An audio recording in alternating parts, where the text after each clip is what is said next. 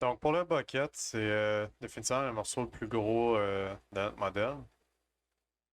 Un peu touché aussi comme morceau, je vous cacherai pas. Mais ça sera pas si pire que ça. Je pense que ça va bien aller quand même.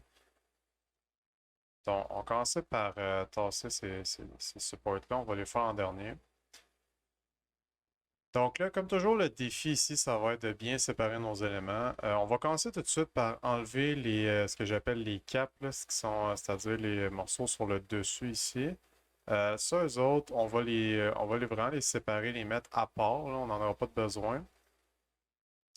Donc, je vais tout de suite venir mettre mes seams là, à des endroits stratégiques pour pouvoir juste les enlever. Fait que je fais mon cut ici, et là, et voilà, ils sont parfaits. Je vais pouvoir juste venir les orienter un peu.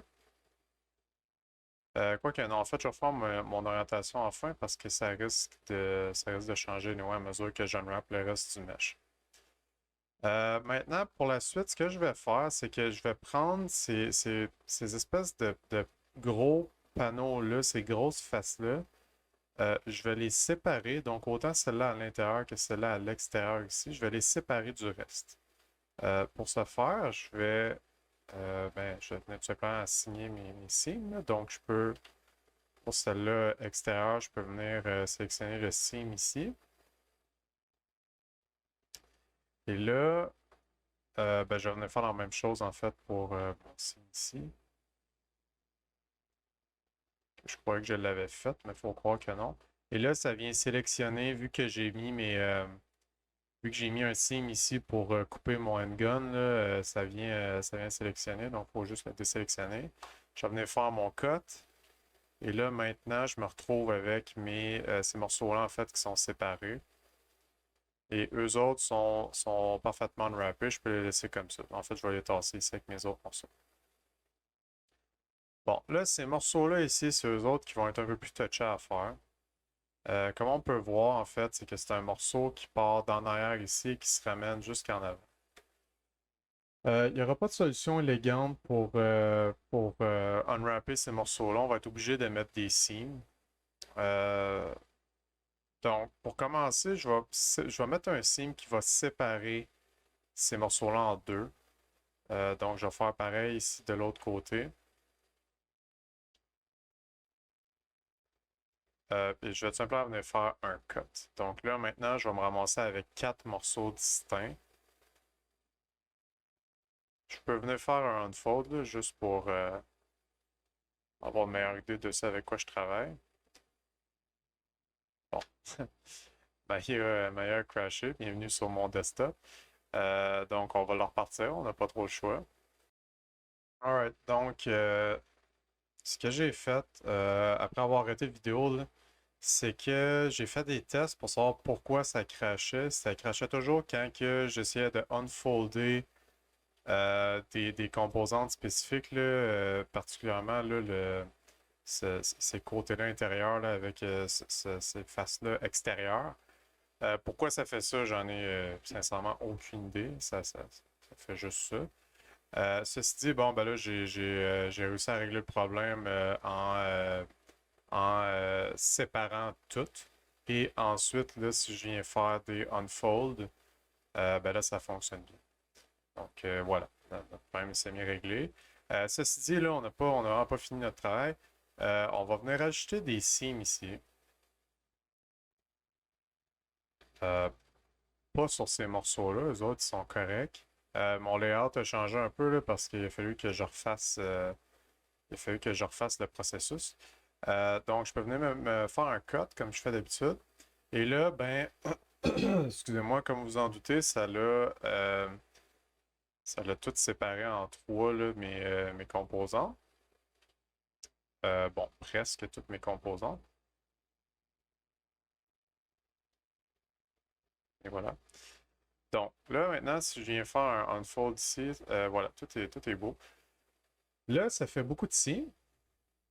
On va essayer du mieux qu'on peut de venir annuler le plus de signes possible pour avoir le moins de mauvaises surprises une fois rendu aux textures. Par contre, je pense que essayer de rendre ces morceaux-là droits, pas en termes d'orientation, mais en termes de straighten. Je parlais bien comme ça.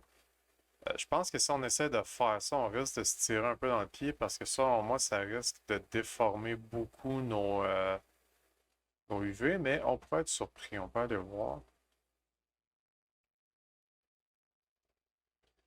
Non, c'est ça. Donc, c'est un peu la même situation qui nous est arrivée là, pour la support plate là, qu'on avait faite juste avant. Donc, comme vous pouvez voir, en mettant ça droit, ça vient extrêmement déformer là, nos UV. Donc, je pense qu'on n'aura pas le choix dans ce cas-ci de garder une petite courbe un peu partout. Par contre, ce qu'on peut faire, pour essayer de réduire le nombre de morceaux à placer, ça va être de venir faire des stitches.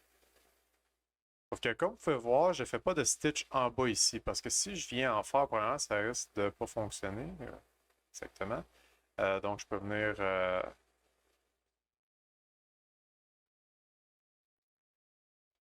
utiliser ce tool-là ici. Mais comme on va pouvoir voir, à mon avis, ça risque de déformer. Ah ben c'est pas si peu finalement.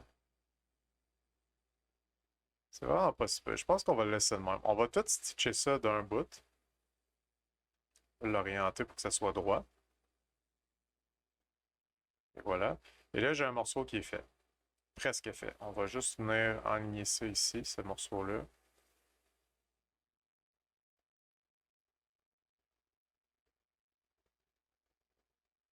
Et maintenant, là, c'est bien. Donc, j'ai un morceau qui est fait. Maintenant, en fait, la game, là, ça va juste être de faire la même affaire avec tous mes autres morceaux que j'ai ici. Donc, ça en fait pas mal, mais ça devrait aller vite quand même.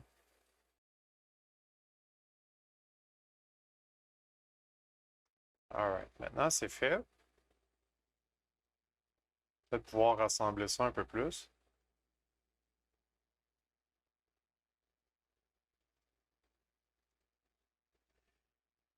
Et là, vraiment, je peux les orienter, là, mais au-delà de ça, je pourrais maintenant essayer de venir tout stitcher ça ensemble, bout à bout, en bon québécois, là, pour faire comme un UV Island plus long. Mais si je fais ça, ça risque de me poser problème. Ça risque en fait de me donner des UV assez déformés. Donc là, c'est ça. Le problème, c'est que bon, là, mes UV sont pas très déformés, mais ça me fait une curve. Puis ça, je sais que si je mets ça droit, ça va se refléter dans mes UV. Je vais avoir beaucoup de problèmes de stretching, comme on a vu tantôt, là.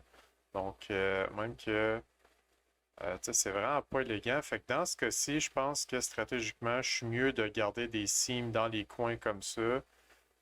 Puis j'aurais juste besoin de venir retravailler sur ces seams-là plus spécifiquement, là. Venir cleaner quelques petites zones que j'avais oubliées ici. Et je vais quand même essayer de venir rectifier un peu là, certains edges. Alright.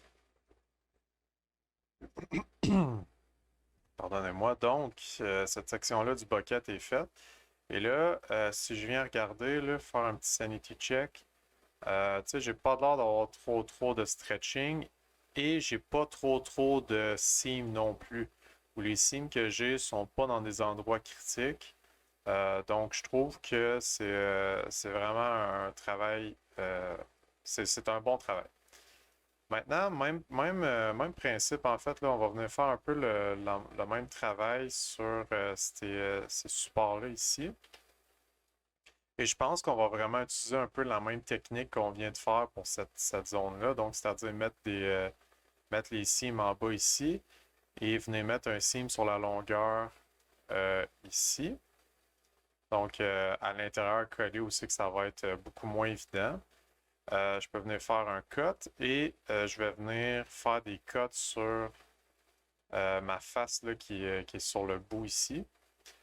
Et celle-là, par contre, je peux venir enlever mon seam à l'intérieur. C'est que ça va être vraisemblablement plus visible. cut. Et maintenant, on va faire un unfold. Et là, ça me fait des islands presque droits déjà. Je peux juste venir les orienter. Voilà. Là, maintenant, en fait,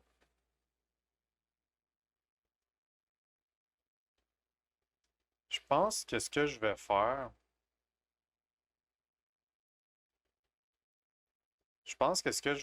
c'est que je vais venir les stitcher ensemble au bout. Et à mon avis, assurément, ça va me poser des problèmes. Ben, ça va pas me poser des problèmes immédiatement. Donc, maintenant, si je prends ces morceaux-là, je vais juste faire un petit straighten pour rendre ça un peu plus droit, un résultat acceptable. Euh, Évidemment, je vais avoir de la déformation au niveau de sur les côtés ici. Mais ça, c'est pas grave. Dans ce cas-ci, pour vrai, pour moi, ça serait encore là un sacrifice acceptable parce que la surface où c'est que j'ai de la déformation est tellement pas grosse que on le verra pas beaucoup là, une fois sur mes textures appliquées. Le problème que ça risque de me poser, ça va probablement plus être au layout, c'est que ces morceaux-là risquent d'être relativement longs, ils risquent de prendre beaucoup de place. Et ça se pourrait que ça devienne plus tricky de packer mes UV avec des morceaux plus gros comme ça. Mais ça, on verra ça tantôt. Et advenant le cas, si ça pose problème, ben, je pourrais juste les redécouper par la suite et les replacer. C'est vraiment pas un gros fixe à faire. Ceci dit, mon bucket est fait. Et là, ça avance quand même assez vite. Il en reste plus tant que ça. Ces morceaux-là vont être assez rapides à faire. Euh, Celui-là ici ne sera pas énormément plus long, là. C'est juste qu'il y a de l'air un peu plus intimidant que les autres. Donc, mes cimes en général, où c'est que je vais vouloir les placer, ça va être en arrière parce que si on regarde là, c'est un morceau qui, tu sais, dans un jeu vidéo qui sera probablement plus à la vue. Tu sais, mettons, si le player devait pousser cette affaire-là ou interagir avec, c'est probablement avec ça ici qu'il ferait ça. Donc, le player serait proche. Puis malheureusement, il n'y a pas beaucoup d'endroits où on peut se cacher à cause de ça.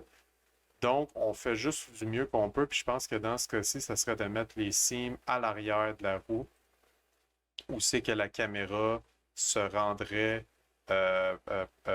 probablement pas, en fait. Donc, des fois, tu sais, on va faire de la magie. Là, on est contraint avec la ressource qu'on possède. Je vais enlever mon checker et, euh, et c'est ça. Donc, préemptivement, je peux déjà venir commencer à me faire des seams que je sais qui vont déjà être utiles. Donc, par exemple, me faire une seam en arrière ici comme ça.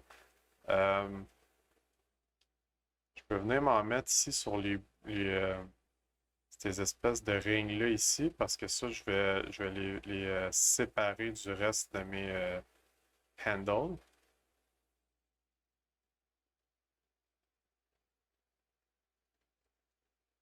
Comme ça ici. Et ensuite, ça ici, je vais venir me mettre des cimes en arrière. Puis c'est comme un cylindre, comme vous pouvez voir, là. Donc ça ne sera pas parfait. En fait, maintenant que je regarde, il me manque des cimes ici pour vraiment séparer le beigne là, avec le reste du mesh. Donc, je vais venir rajouter mes cimes ici. Donc ça, moi, instinctivement, tu sais, du fait que j'ai quand même de l'expérience en 3D, euh,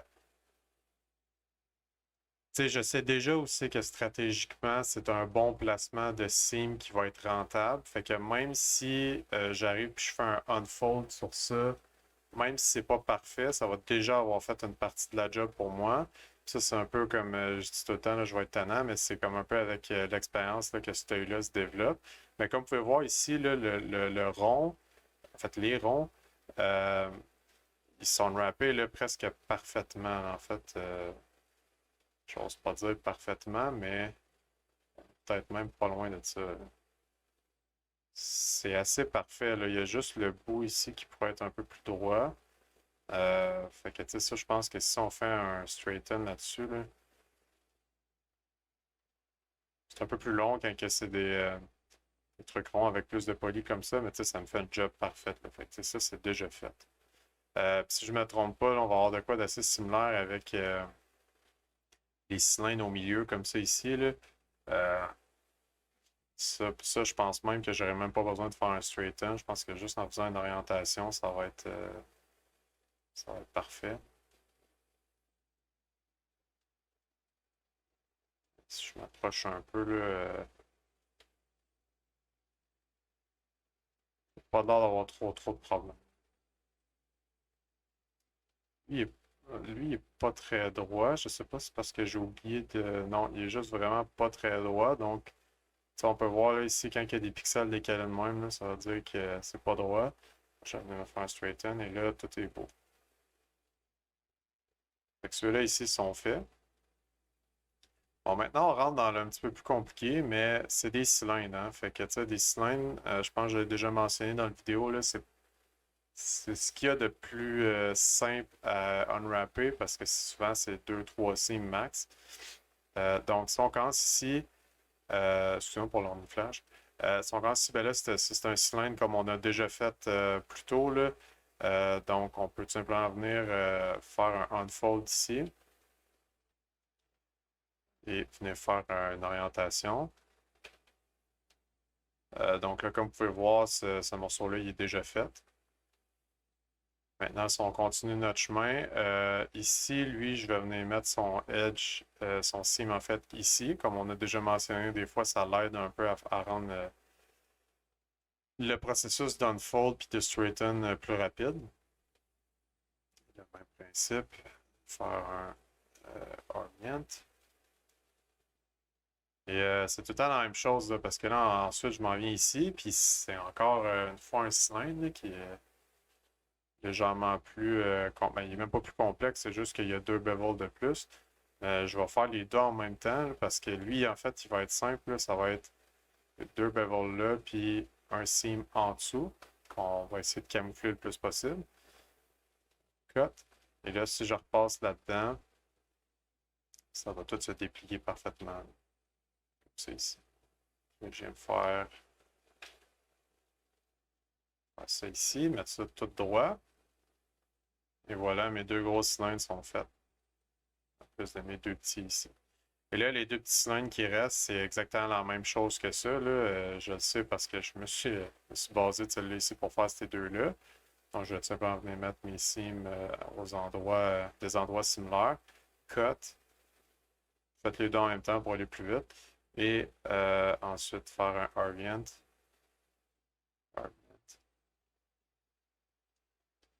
Et voilà. Donc, toute l'espèce de shaft au milieu est faite. Là, la seule chose qui reste, c'est les poignées. Ils ne sont pas énormément plus complexes, c'est vraiment en fait le même principe. Donc, je vais venir mettre mes seams au bout comme ça ici. Venir séparer moi j'appelle ça le cap du reste du mesh. Je sélectionne toutes les caps comme vous pouvez voir et mettre un cut. Et ensuite, ben là, je peux venir me rajouter des seams en arrière. Par contre, là, je suis pas en arrière. J'ai spoté l'erreur avant qu'elle se produise, heureusement. Donc, je viens mettre mes seams à l'arrière cette fois-ci. Faire un cut. Et là, si je fais un wrap, en théorie, le unfold, pardon, en théorie, tout est beau. Donc là, je vais venir aligner tout ça. Je pense que même si je sélectionne, je n'ai pas besoin de le faire un à la fois, là. Et voilà, ça c'est une mauvaise habitude de Max parce que je l'ai peut-être mentionné, excusez-moi si je radote, mais dans Max, on a exactement le même tool, sauf que lui, il peut juste faire un UV Island à la fois. Donc, c'est assez chiant, là, puis j'ai comme développé le réflexe de faire cette fonctionnalité-là de cette façon-là. Donc, maintenant, il va nous rester ces petits morceaux-là à faire. Ça ne sera pas trop complexe. Et en fait, je pense que ça va tellement être simple que je vais en faire un. C'est de sauver du travail. Lui, en fait, le plan, il va être vraiment simple. Je vais tout simplement je vais tout simplement donc mettre un seam sur les côtés et tout le reste, ben, en fait, les polygones au milieu, je vais je vais les unwrapper de façon droite, là. Le polygone en dessous ici, je peux le supprimer parce qu'il ne sert à rien. Comme on peut voir, là, je peux vous montrer vite vite. Le hinge, quand il est placé, il est en dessous le bout ici. Donc ça, ce polygone-là, il n'aurait jamais dû exister en fait parce qu'on ne le voyait pas. Donc, comme je vous disais, ça va être assez simple. Je peux même, vu que mes UV correspondent, là, je peux même les sélectionner à partir de ça ici. Faire un cut, c'est-à-dire j'ai fait un super erreur. Et faire un unfold. Et voilà, comme vous pouvez voir, tout est déjà fait. Faire un orient. Et voilà. Ce morceau-là est fait. Vraiment aussi simple que ça, aussi rapide que ça. La dernière petite étape, comme vous pouvez me voir arriver, là, ça va être de faire un miroir. Donc, je peux en faire un. Que je vais venir. En fait, je pense que je vais venir immédiatement le flipper juste pour ne pas perdre de vue. C'est ici. Transform Flip. Et ben, en fait, même chose, là, donc miroir, cette fois-ci sur l'axe des Z. Et ensuite, je vais pouvoir venir faire la même chose, donc sélectionner mes produits qui ont été flippés et qui ont été miroités et les flipper. Les termes qui se ressemblent, c'est un peu mélangé. OK, donc, en fait, on va double-checker. Tant que dans le processus, des fois, c'est plate de juste s'en rendre compte une fois rendu dans la substance. Euh, donc, bon, ce sont à l'envers, mais c'est pas une question d'orientation, c'est pas une question de miroir. Donc, tout a de l'air assez beau. Je me promène sur les côtés, là, c'est-à-dire.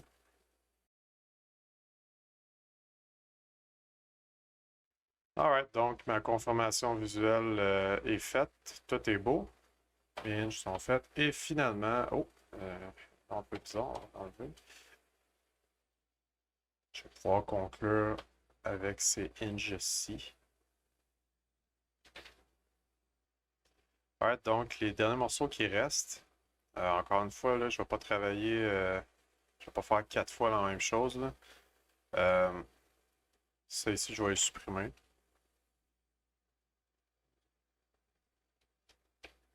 Je vais les supprimer, donc.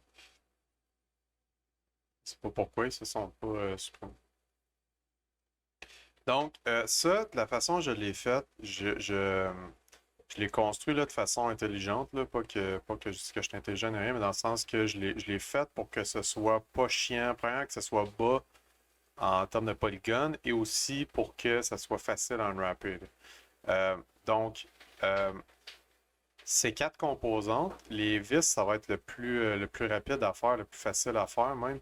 Euh, dans le fond, mes choix de seams, tu sais, ma vis, c'est un cylindre, c'est juste que c'est un cylindre à 6 côtés. Fait que, sachant ça, je l'unwrap un peu de la même façon. Donc, je viens mettre mes seams encore là à des places qui sont pas trop évidentes. Et je viens séparer mon cap du reste.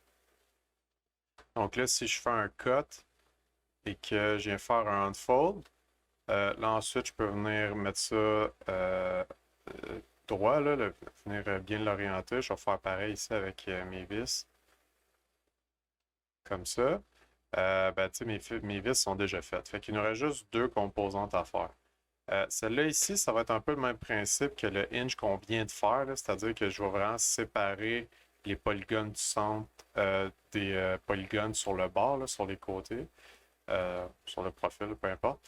Euh, donc, je vais venir faire un fold. Et encore là, ici, pas plus compliqué que ça, c'est déjà fait. Orient. Orient, donc. Et voilà, ce morceau est fait. Donc, lui ici, très très simple aussi, sauf que je ne vais pas venir faire un seam partout autour, tu sais, un seam ici. Pourquoi? c'est parce que ça, en termes de grosseur, si je on-hide le reste de mon truc, là, comme vous pouvez voir, c'est vraiment petit là, comparé au reste.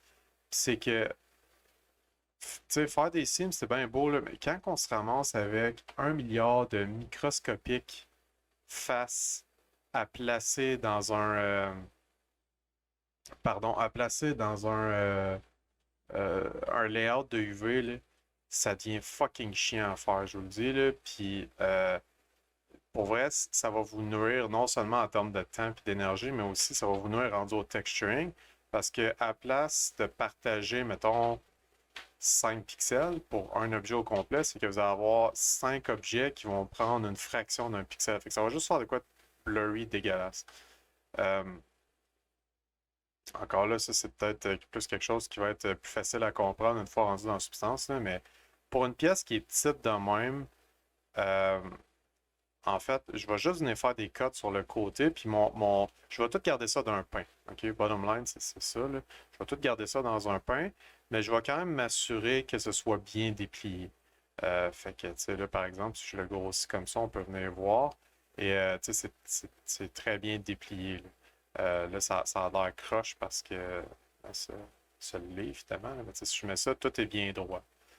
Puis je vais tout garder ça dans un pain parce que, bon, comme je vous dis, beaucoup moins chiant à positionner dans le layout et aussi, ça va donner un meilleur résultat de texture parce que vous allez avoir plus de résolution dessus. Puis aussi, là, il y a d'autres questions pour des light maps et toutes sortes d'affaires, mais ça, vous allez voir ça en deuxième session. Euh, mais c'est ça. Pour une pièce petite dans même, essayez d'avoir le moins de seam possible. Voilà. Ceci dit, notre truc est unwrappé. Cool. Non, en fait, excusez-moi, j'ai fait des faux espoirs. Je suis infiniment désolé. Il va juste nous rester une petite étape à faire qui ne sera pas très longue, là, mais qui est importante quand même. On va venir faire un miroir. Cette zone-ci. On va venir faire un flip. Comme ça. Et refaire un autre miroir, cette fois-ci sur les Z. Encore une fois, en UV Editing. Oh, qu'est-ce qui s'est passé? Mon miroir n'a pas fonctionné. Pas parce que j'avais des polygones sélectionnés. Ouais, ok. Je sais pas trop qu'est-ce qui est arrivé, là. Je pense que c'est parce que j'étais en mode face, puis j'avais probablement un seul des deux qui était sélectionné. Donc, il y a comme pas trop. Il a juste dupliqué en fait ce que j'avais sélectionné. Et ici, bon, même principe, le flip. Et voilà. Maintenant, pour de vrai, c'est unwrappé. Cool. Vous pouvez être fiers de vous si vous avez suivi jusqu'à maintenant. Fait qu'ensuite, la prochaine étape qui va être dans une autre vidéo, parce que là, selon moi, la vidéo présentement doit commencer à être pas mal long. Là, ça va être le layout. Donc, on va prendre tout ça,